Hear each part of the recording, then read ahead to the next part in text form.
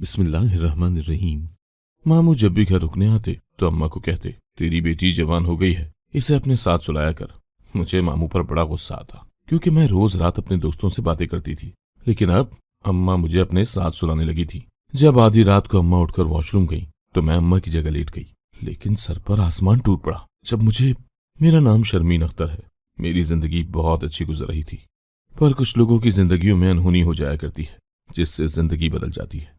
जब हमारा एतबार हमसे जुड़े रिश्ते तोड़ते हैं तो सिर्फ एतबार नहीं टूटता, साथ हम खुद भी टूट जाते हैं। जिन रिश्तों को अपना सब कुछ समझकर आंखें बंद कर कर उन पर अंधा एतबार करते हैं, वही खुदगर्ज लोग हमारे साथ ऐसा खेल खेलते हैं कि जब हमारी आंखें खुलती हैं तो कितनी ही देर हमें समझ नहीं आती कि हमने अपनी लाइल्मी में जिनसे धोखा खाया है वो वही हैं जिनको अपना समझते रहे। मेरे साथ भी कुछ ऐसा ही हुआ था। मैं ये बात भूल गई थी कि शैतान के रूप में बहुत से इंसान हमारे इर्द गिर्द मौजूद होते हैं। मेरी अम्मा बहुत अच्छी खातून थी। हम 5 बहनें थी, मैं सबसे छोटी थी। हमारे घर का माहौल बहुत अजीब सा था। मोहल्ले के लोग भी बातें करते, और जब से होश संभाला था अम्मा ने तीसरी दफा मोहल्ला बदला था। वो कहती थी कि बदलाव अच्छा होता है। अम्मा मुझे कहीं आने जाने नहीं देती थी। अम्मा कहती थी, तुम घर से बाहर जाओगी तो तुम्हें नजर लग जाएगी क्योंकि तुम मेरी सबसे खूबसूरत बेटी हो। लेकिन मैं अब तंग आ चुकी थी। मुझे घर कैद खाना लगता था जहां से मैं बाहर की दुनिया नहीं देख सकती थी, और वजह भी अजीब थी कि तुम्हें नजर लग जाएगी। घर में एक बात के अलावा हर किस्म की खुली आजादी थी, जिसका जैसे दिल चाहता जिंदगी गुजारता।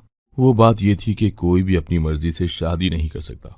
वो फैसला अम्मा ही करती थी, और मैंने जब से होश संभाला था यही बात देखी थी कि जैसे ही मेरी बहनों की उम्र 18 या 20 साल होती, अम्मा फौरन उनकी शादी कर देती।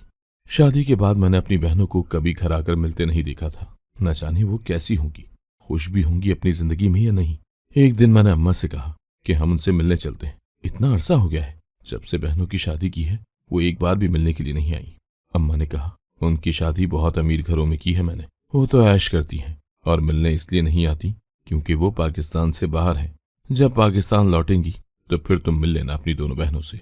और अम्मा की बात सुनकर मैं चुप हो जाती कि चलो वो खुश तो है, मेरे लिए इतना जानना ही काफी है। पर दुख भी होता था। मेरी बहनें बैरून मुल्क चली गईं और एक बार भी मिलने नहीं आई। मामू हमारे दूसरे शहर में रहते थे, लेकिन कुछ माह बाद वो हमारे पास जरूर आते। मामू के आते ही अम्मा उन्हें कमरे में ले जाती, और मुझे इस बात की कभी समझ नहीं आई कि ऐसी कौन सी राज की बातें हैं जो वो हमारे सामने नहीं कर सकते। एक दिन जब मामू आए थे और मैं दरवाजे के साथ लगकर उनकी बातें सुनने लगी तो बमुश्किल इतनी ही बात समझ आई। मामू अम्मा से कह रहे थे, कारोबार में इस दफा अच्छा मुनाफा नहीं हुआ, इसीलिए अभी कुछ और सोचना होगा। तुम भी बहुत ढीली जा रही हो, थोड़ी और मेहनत करो फिर ही कुछ हो सकता है। अम्मा कहने लगी, मैं क्या करूं, जितनी रकम मुझे देकर जाते हो इससे अब गुजारा नहीं होता। अगर माल अच्छा चाहिए तो रकम भी बढ़ाओ। और इतनी बात सुनकर मैं वहां से अपने कमरे में आ गई। मैं कितनी देर बैठी सोचती रही कि अम्मा और मामू क्या काम करते हैं जिसमें उनको मुनाफा नहीं मिल रहा है, जबकि घर के हालात तो बहुत अच्छे थे। हर चीज की सहूलत मौजूद थी। मैंने सोच लिया था कि अम्मा से जरूर पूछूंगी कि आखिर बात क्या है। क्या पता मामू अम्मा को धोखा दे रहे हो, झूठ बोल रहे हो, कारोबार अच्छा हो। और अम्मा से कहा कि हालात अच्छे नहीं चल रहे।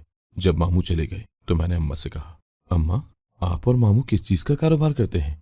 अम्मा मेरी तरफ देखने लगी और मुझे पास बिठाते हुए मुस्कुराकर कहा, अभी तुम छोटी हो, तुम्हें इन बातों की समझ नहीं। जब बड़ी हो जाओगी तो मैं तुम्हारे मामू से कहकर तुम्हें अपनी जगह इस कारोबार को आगे बढ़ाने के लिए रखवा दूंगी। मैंने खुश होते हुए कहा, क्या सच में अम्मा, मैं भी काम किया करूंगी। अम्मा ने कहा, हाँ बिल्कुल, आजकल तो औरतें मर्दों की तरह हर काम करती फिर रही हैं, फिर तुम क्यों नहीं कर सकती। तुम तो मेरा खजाना हो। अम्मा बहुत अच्छी थी। वो हर बेसहारा लड़की को अपने पास ले आती थी, उसका ख्याल रखती। यहाँ तक कि जब उसकी शादी की उम्र हो जाती तो वो बहुत अच्छे से उसकी शादी करके उसे रुखसत करती। न जाने कितनी ही बेसहारा लड़कियों को अम्मा ने सहारा दिया था। मैं अब उस उम्र में दाखिल हो चुकी थी जिसमें मेरी उम्र की लड़कियां बहुत से ख्वाब देखती हैं। जब अच्छे बुरे की पहचान नहीं थी, मैं भी ख्वाब देखने लगी थी। और उन्हीं दिनों जब मैं किसी लड़के से फोन पर बात करने लगी, पहली दफा उसने खुद मुझे फोन किया, लेकिन मैंने उसे गालियां देते हुए फोन बंद कर दिया कि पता नहीं कौन आवारा शख्स है जो रात दिन कभी भी कॉल मैसेज करता रहता है। मैं बहुत परेशान हो जाती थी, मगर शायद ये उम्र ही ऐसी थी। जब मैं बहक गई, उस लड़के का नाम रेहान था। मैं उससे बात करने लगी। उसने कहा कि मैं तुम्हारे घर कई दफा आ चुका हूं, मैंने तुम्हें देखा है, तुम बहुत खूबसूरत हो, इसीलिए मैं तुम्हें देखकर खुद को तुमसे बात करने से रोक नहीं सका। मुझे तुमसे मोहब्बत हो गई है। उसने कहा कि तुम भी मुझे पसंद करने लगी हो। उसकी बात सुनकर मैं खामोश हो गई और फोन बंद कर दिया। मैं तो हवाओं में उड़ने लगी थी। इस बात की खुशी कि कोई मुझे इतना चाहता है। फिर दिल से सवाल किया, क्या वाकई मैं भी उसे पसंद करने लगी हूँ? अब हमारी रोज फोन पर बात होती। मैंने अपनी आंखों में बहुत से ख्वाब सजा लिए थे। वो मुझसे इतनी मोहब्बत करता था कि अगर कभी मैं उससे बात ना कर पाती या किसी वजह से फोन बंद होता तो वो रोने लगता और कहता, मैं तुम्हारे बिना मर जाऊंगा, तुम मुझसे बात किया करो, मुझे मत छोड़ना। मुझे उसकी यह हालत देखकर उस पर बहुत प्यार आता और अपनी किस्मत पर रश्क भी कि कोई इतना चाहने वाला और ख्याल करने वाला है। चाहे जाने का एहसास बहुत खूबसूरत होता है। मेरे पांव जमीन पर नहीं लगते थे। मैं अपनी ही दुनिया में गुम थी। दिन रात फोन पर रेहान से बात करती। मेरी बहनें भी किसी न किसी से फोन पर लगी होती। अम्मा उन्हें मना भी करती कि कोई गलत कदम मत उठाना, वरना मुझसे बुरा कोई ना होगा। लेकिन मैंने उनको अपने बारे में कभी कुछ नहीं बताया। अगर पूछती भी तो मैं कहती कि मेरी दोस्त है और वो हंसने लगती। अम्मा मेरी जरूरतों का बहुत ख्याल रखती थी। खुद ही मेरे लिए हर चीज खरीद कर ले आती और मुझे कहना भी नहीं पड़ता था। अम्मा मुझे चीजें दिखा रही थी। मैं कपड़े, जूते, ज्वेलरी देख देख कर बहुत खुश थी। मेरी दूसरी बहनों ने कहा, अम्मा आप इस पर बहुत पैसा खर्च करती हैं, हम भी तो आपकी औलाद हैं, ये अकेली तो नहीं है। अम्मा ने मेरे बालों में हाथ फेरते हुए कहा, ये तुम सबसे खूबसूरत है और छोटी भी, इसी वजह से मेरी लाडली है। तुम इसकी बड़ी बहनें हो, इससे जला मत करो। तुम क्या जानो कि मेरी ये बेटी कितने नसीबों वाली है। क्या पता कि इसकी किस्मत से ये सब कुछ मिल रहा हो। मेरी बहन ने कहा, बस कर दे अम्मा, मुझे तो लगता है कि यही आपकी सगी औलाद है। हम तो आपकी कुछ लगती ही नहीं, जो हमारे मुंह पर इसकी तारीफें करती रहती हैं और हमें बातें सुनाती रहती हैं। याद रखना अम्मा, अगर तुमने हमारे साथ यही रवैया रखा तो हम एक दिन घर से भाग जाएंगी। अम्मा को उसकी बात सुनकर गुस्सा आ गया। अम्मा ने कहा, बस बहुत हुआ, बहुत सुन ली तुम्हारी बकवास। एक बहन होकर अपनी सगी बहन से जलने लगी हो, ये शर्म का मकाम है तुम्हारे लिए। दफा हो जाओ अपने कमरे में और मुझे अपनी शक्ल मत दिखाना। उन्हीं दिनों मामू फिर से हमारे यहाँ चंद दिन रहने के लिए आ गए, लेकिन इस दफा वो अम्मा से झगड़ने लगे कि मुझे पैसों की जरूरत है, मुझे अभी पैसे दो। और जब तक मामू को अम्मा ने पैसे लाकर नहीं दिए वो वापस नहीं गए थे। पैसे मिलते ही मामू वापस चले गए। जिस इलाके में हम रहते थे वहां का एक लड़का आते जाते मुझे देखता और मुस्कुराता। मैं छत पर से उसकी तरफ गुस्से से देखती और अपने कमरे में आ जाती। ऐसा कई दफा हो चुका था। उसकी इस हरकत से मैं तंग आ चुकी थी। मैं बहुत गुस्से में थी। मैंने ये बात रेहान को बताई, जिससे मैं फोन पर बात करती थी। उसने कहा, तुम परेशान न हुआ करो, उसे इग्नोर कर दो। मैंने कहा, तुम उसे रोकोगे या नहीं? उसने कहा, ऐसे लोग तो हमें गली के हर कोने पर मिलेंगे, तो क्या मैं सबको मार डालूं? रेहान की बात सुनकर मुझे बहुत हैरत हुई। मैंने कहा, तुम क्या कह रहे हो? मैं तुमसे मोहब्बत करती हूँ और कोई मेरी तरफ देखे, ये बात तुम कैसे बर्दाश्त कर सकते हो? रेहान ने बेजार होते हुए कहा, शर्मीन अब बस भी कर दो। क्या एक तुम ही दुनिया में खूबसूरत हो? तुम्हारे पास इसके अलावा कोई और बात है या नहीं करने के लिए, जो एक ही बात को लेकर बैठ गई हो? मैंने कहा, ठीक है, अब तुम मुझसे बेजार होने लगे हो। लगता है दिल भर गया है मुझसे। अब मैं तुमसे कभी बात नहीं करूंगी। और उसी वक्त मैंने फोन बंद कर दिया, ये सोचते हुए कि वो अभी मुझे दोबारा कॉल करेगा, क्योंकि वो मुझे नाराज होते हुए नहीं देख सकता था। लेकिन ये सब मेरी खुशफहमी थी। रेहान ने उस दिन के बाद मुझे कॉल नहीं की थी। मैं हर वक्त उदास रहती, किसी काम में दिल नहीं लग रहा था। बार बार मैं फोन को देखती कि रेहान का कोई मैसेज या कॉल आई हो। फिर जब मुझसे रहा न गया तो मैंने खुद ही रेहान को कॉल की। वो मेरी कॉल अटेंड नहीं कर रहा था। मैं उसे मैसेज करती रही कि एक दफा मुझसे बात कर लो, मेरी कॉल अटेंड कर लो, आज के बाद तुम्हें कुछ नहीं कहूंगी। लेकिन उसने अपना फोन बंद कर दिया। अब मैं जब भी कॉल करती तो नंबर बन जाता। मैंने गुस्से में आकर मोबाइल दीवार पर दे मारा। मैं रोने लगी कि वो ऐसा कैसे कर सकता है। वो तो मुझसे मोहब्बत करता था। वो तो कहता था कि तुम्हारे बिना मर जाऊंगा, लेकिन कोई किसी के लिए नहीं मरता। सब बातें थी। अम्मा मुझे देखकर कहती, तुमने अपना क्या हाल बना रखा है, क्या हुआ है? मैंने कहा, कुछ नहीं, बस ऐसे ही दिल उदास है। मैंने कहा, अम्मा क्या मैं बाहर जा सकती हूँ? घर में बैठ बैठ कर मैं बेजार हो चुकी हूँ। बाहर निकलूंगी तो जहन थोड़ा फ्रेश हो जाएगा। मुझे लगा कि अम्मा पहले की तरह इस दफा भी मुझे इनकार कर देंगी कि नहीं जाना घर के बाहर, घर पर ही रहो। मगर अम्मा कुछ देर सोचकर बोली, हाँ चली जाओ, लेकिन ख्याल रखना हालात अच्छे नहीं हैं। आज इतने अरसे बाद मैं घर से निकली थी। रेहान की बेवफाई के दुख में खुद को भुला बैठी थी। जब बाजार की तरफ निकली तो वहां एक तरफ बहुत भीड़ थी। एक तरफ एक बूढ़ी औरत तोता लेकर बैठी थी। वो तोते से कहकर एक कार्ड उठाती और फिर उस पर लिखी हुई इबारत उसको बताती, जो फाल निकलवाता। उसके पास बहुत से लोग जमा थे। मैं उन्हें देखती हुई आगे बढ़ गई। मुझे इन सब चीजों पर एतबार नहीं था। भला ये राह चलते लोग क्या जाने दूसरे की किस्मत में क्या लिखा है। अगर ऐसा हो तो वो सबसे पहले अपनी किस्मत देखकर उसे ठीक ना कर ले, बस पैसे कमाने के ढंग बनाकर अलग अलग हुलियों में बैठे। मैं वहां पड़ी चीजों को देखने लगी। जब मुझे एहसास हुआ जैसे कोई मुझे देख रहा है, मैं आगे बढ़ गई। जब किसी ने अचानक मुझे हाथ से पकड़कर एक तरफ खींच लिया, मैं बहुत घबरा गई थी। मैंने कहा, कौन हो तुम? उसने रुमाल से अपना चेहरा छुपाया हुआ था। उसने कहा, तुम्हारा खैर खा हूं, मेरे पास ज्यादा वक्त नहीं है। इससे पहले कि कोई मुझे देख ले, मैं तुमसे ये कहने आया हूं कि अपने आसपास के लोगों पर नजर रखो। जो तुम्हें नजर आ रहा है वैसा कुछ नहीं है। मैंने कहा, तुम क्या कह रहे हो? मुझे कुछ समझ नहीं आ रही। वो किसी को आता देखकर कहने लगा, देखा, मैं जानता था ये यहां भी पहुंच गया। और वो उसी वक्त कहीं चला गया। मैं दूसरी तरफ देखने लगी। जब मेरी नजर रेहान पर पड़ी, मैं उसकी तरफ चली गई। मुझे सामने देखकर उसे ताज्जुब नहीं हुआ था। मैंने कहा, तुम कहाँ थे? न मेरी कॉल अटेंड करते हो, न मुझसे बात करते हो। उसने मुस्कुराते हुए कहा, तो मैं क्या करूं? क्या मैं तुम्हारा गुलाम हूं जो तुम्हारी मर्जी से सांस लूं? मैंने कहा, जिस रेहान को मैं जानती हूं वो तो ऐसा नहीं था।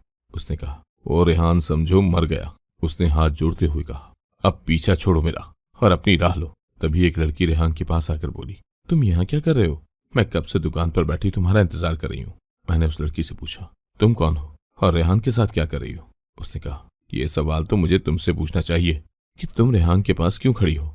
मैंने रेहान की तरफ देखते हुए कहा, कभी इसे जानती थी, लेकिन अब मैं नहीं जानती कि ये कौन है। वो लड़की मुस्कुराते हुए बोली, रेहान मेरा मंगेतर है और बहुत जल्द हम शादी करने वाले हैं। उसके बाद वो चले गए, लेकिन मैं कितनी देर वहां से हिल नहीं सकी थी। इंसान जिससे सबसे ज्यादा मोहब्बत करता है उसको उसी के हाथों सबसे ज्यादा दुख मिलता है, और ये बात मैंने आज जान ली थी। मैं वापस घर आ गई। मेरी बहन ने कहा, तुम तो बाजार गई थी और खाली हाथ आ गई, कुछ खरीदा नहीं? मैं अपनी सोच में गुम थी। उसने मुझे बाजू से पकड़कर हिलाया और कहा, शर्मीन, किन सोचों में गुम हो? तुम्हें देखकर लगता है जैसे कोई हादसा देखकर आई हो जो इस तरह से परेशान और उदास हो। मैंने कहा, ऐसा ही समझ लो, वाकई हादसा ही देखकर आ रही हूँ।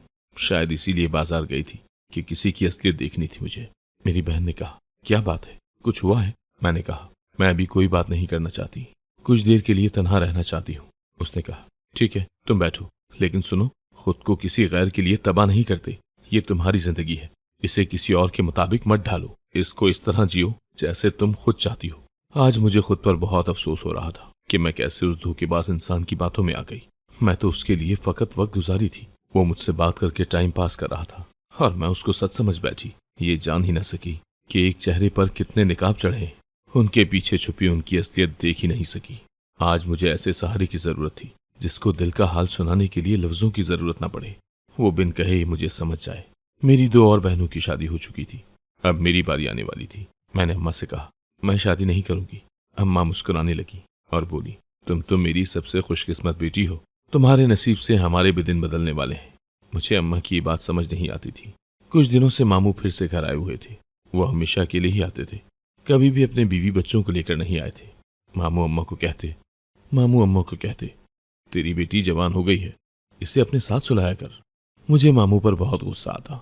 उनको मेरे जवान होने से क्या मसला था जो वो इस तरह की बातें कर रहे थे। लेकिन अब अम्मा मुझे अपने साथ सुलाने लगी थी। जब आधी रात को अम्मा उठकर वॉशरूम गई और मैं अम्मा की जगह लेट गई तो कोई आदमी मुझे अम्मा समझकर कहने लगा, बड़े साहब ने पैगाम भेजा है कि वो अब इंतजार नहीं कर सकते। उन्होंने कहा है कि वो जल्द से जल्द अपनी अमानत लेने के लिए आ रहे हैं, बस तैयारी शुरू करें। तभी अम्मा वॉशरूम से निकल रही थी और वो आदमी चला गया, लेकिन अम्मा उसे देख नहीं सकी थी। उस वक्त बाहर शोर की आवाज आई। मामू चिल्ला रहे थे कि घर में चोर घुस आया है। मैं वहीं कमरे में लेटी उस आदमी की बात को सोच रही थी कि वो किस अमानत की बात कर रहा था। अम्मा के पास ऐसी कौन सी चीज है। एक दिन अम्मा घर पर नहीं थी, तभी वो नकाब वाला लड़का घर की दीवार कूदकर अंदर आ गया। मैंने कहा, तुम यहां भी आ गए? उसने कहा, मैं तुमसे मोहब्बत करता हूं। उसने निकाब उतारा तो वही लड़का था जो उस दिन गली में मुझे देखकर मुस्कुरा रहा था। मैंने कहा, तुम्हारी इतनी हिम्मत कि तुम यहां तक आ गए? उसने कहा, मैं जानता हूं तुम मुझे पसंद नहीं करती, लेकिन मैं तुम्हें इस चुंगल से बचाना चाहता हूं। मैंने कहा, तुम होश में तो हो, जानते भी हो क्या कह रहे हो। उसने एक कागज मुझे दे दिया और चला गया। पहले मैंने वो कागज फेंक दिया, लेकिन फिर कुछ सोचते हुए उसे उठाकर पढ़ने लगी। उसमें लिखा था, ये लोग तुम्हें भी बेच देंगे, तुम यहां से भाग जाओ। मैंने वो कागज फाड़ दिया। मैंने कहा, ये अब भी ढोंग रचा रहा है, मुझे वर्गलाने के लिए ऐसी घटिया बातें कर रहा है। भला मेरी माँ ऐसा क्यों करेगी? मैंने उसकी बात पर एतबार नहीं किया था। एक दिन अम्मा बहुत खुश थी। कमरे में बेड पर बहुत से नए कपड़े और ज्वेलरी पड़ी थी। मैंने कहा, अम्मा ये सब क्या है? अम्मा ने मेरा माथा चूमा और कहने लगी, ये सब तुम्हारे लिए है, परसों तुम्हारी शादी है। मैं हैरान होकर अम्मा की तरफ देखने लगी। मैंने कहा, अम्मा ये आप क्या कह रही हैं? इतनी जल्दी मेरी शादी तय कर दी और मुझे अब बता रही हैं? अम्मा ने कहा, जहां तुम्हारा रिश्ता तय किया है वो बहुत अच्छा आदमी है, सारी जिंदगी ऐश करोगी और अपनी माँ को दुआएं दोगी। मैंने कहा, लेकिन मैं इतनी जल्दी शादी नहीं करना चाहती, आप उन्हें इनकार कर दें। मेरी बात सुनकर अम्मा एकदम गुस्से में आ गई। अम्मा ने कहा, मैंने तुमसे कभी कुछ नहीं कहा, तुम्हारी हर ख्वाहिश पूरी की, और आज जब वक्त आया है, तुम्हारी माँ तुमसे कुछ मांग रही है, तो तुम मुसलसल इनकार किए जा रही हो। मैंने कहा, ठीक है अम्मा, जैसे आपकी मर्जी। मेरी शादी का दिन आ चुका था। घर में हमेशा की तरह कोई मेहमान नहीं आया था, ना घर को सजाया गया था। मेरी बहनों की दफा भी ऐसा ही होता था। मैं दुल्हन बनी बैठी थी। जब अम्मा और मामू कमरे में आए, मामू भी बहुत खुश थे। वो अम्मा से कहने लगे, भाई आज हमें हमारी सही मेहनत वसूल हो गई। मैं तुमसे बहुत खुश हूँ। क्या हाथ मारा है तुमने। आज अम्मा और मामू मुझे अच्छे नहीं लग रहे थे। ऐसा लगा जैसे कोई बाजारी लोग बातें कर रहे हों। तभी दो शख्स और उनके साथ एक बड़ी उम्र का आदमी आकर बैठ गए। उस बड़ी उम्र के आदमी ने मेरी तरफ बहुत अजीब नजरों से देखा और अम्मा से कहा, वाह भाई, तुमने तो खूब संभाल कर रखा है इस लड़की को। बोलो क्या कीमत लोगी इसकी। ये सुनते ही मेरे पांव तले से जमीन निकल गई। अम्मा भी हंस रही थी। अम्मा ने कहा, आपकी इस अमानत को बहुत संभाला है, बहुत मेहनत की है, मैं तो मुंह मांगी रकम लूंगी। उस बड़ी उम्र के आदमी ने एक चेक काटा और अम्मा को दे दिया और कहा, अपनी मर्जी की रकम भर लेना इसमें। अम्मा ने चेक हाथों में लेते ही कहा, चलो शर्मीन, आज तुम अपने असल वारिस के साथ चली जाओ। मैं बुद्ध बनी बैठी थी। एक माँ ऐसा कैसे कर सकती है? वो अपनी औलाद को अपने हाथों से कैसे बेच सकती है? तो उस दिन जो उस लड़के ने कहा वो सच था। मैं भागने लगी, लेकिन अम्मा ने मुझे पकड़कर उस बड़े आदमी के हवाले कर दिया। उसी वक्त पुलिस और वो लड़का पहुंच गए। पुलिस ने अम्मा को और बाकी लोगों को पकड़ लिया। वो बड़ी उम्र का आदमी कहने लगा, मैंने इस लड़की पर बहुत पैसा लगाया है, तुम लोग मेरी पहुंच को नहीं जानते। मैं तुम सबको इस दुनिया से रुखसत करवा दूंगा। पुलिस इंस्पेक्टर ने कहा, तुम्हारे जैसे घटिया लोगों की जगह अब जेल है, वहां रहो और अपनी बची कुची जिंदगी सलाखों के पीछे गुजारो। पुलिस ने अम्मा से ही पूछा कि ये लड़कियां बेचने का काम तुम कब से कर रही हो? उन्होंने कहा कि मेरी कोई बेटी नहीं है, मैंने सबको राह चलते कहीं न कहीं से उठाया था। मैं नहीं जानती कि ये सब लड़कियां किसकी औलाद है। मेरा तो बस यही काम था, इन्हें पालती संभालती और बिना शादी के आगे बेच देती। पुलिस कांस्टेबल ने उस औरत को जिसे मैं माँ कहती थी उसे मारना शुरू कर दिया और कहा, तुम एक औरत होकर दलाल बनी रही, तुम्हें शर्म नहीं आई? मुझे लगा मैं कोई ख्वाब देख रही हूँ, एक ऐसा बुरा ख्वाब जिसकी ताबीर इतनी भयानक थी, गोया मोहल्ले वाले अम्मा के बारे में सही कहते थे। इसीलिए अम्मा हर मोहल्ला बदल लेती थी और हर लड़की की 18 साल होते ही शादी कर देती थी। पुलिस उन लड़कियों को भी ले गई जिनको मेरी माँ ने कहा था कि ये लावारिस हैं। सब बात मेरी समझ में आ चुकी थी और मैं उस लड़के की एहसानमंद थी जिसने मुझे और बहुत सी लड़कियों को इन घटिया लोगों के चुंगल से बचाया था। वक्त गुजर जाता है और मुनाफिक चेहरे वाजे हो जाते हैं। उस लड़के का नाम अजद था। वो मुझे पसंद करता था। मैंने उससे शादी कर ली। हमने वो शहर छोड़ दिया और एक नई जगह आकर बस गए। अजद बहुत अच्छा इंसान है, उसने मेरा बहुत साथ दिया है। मेरे माँ बाप कौन थे किसी को भी नहीं पता। जिसको माँ समझा उसने भी कुछ नहीं बताया था। वक्त गुजर रहा है और बीते दिनों की बुरी यादें अभी भी मेरे जहन से निकली नहीं है। लालच में इंसान इतना अंधा हो जाता है कि वो अपने अंजाम को ही भूल बैठता है। जिन्होंने हमारे साथ बुरा करना चाहा उनको उनके किए की सजा मिल चुकी थी, लेकिन मैं अपने माँ बाप जिनकी मैं औलाद थी उनका कुछ पता नहीं चला सकी थी। मैं और अज्जत हंसी खुशी अपनी जिंदगी गुजार रहे हैं, पर दिल में अपने माँ बाप को लेकर एक कसक बाकी थी। आज इतने बरस गुजर जाने के बाद भी माँ बाप की तलाश जारी है।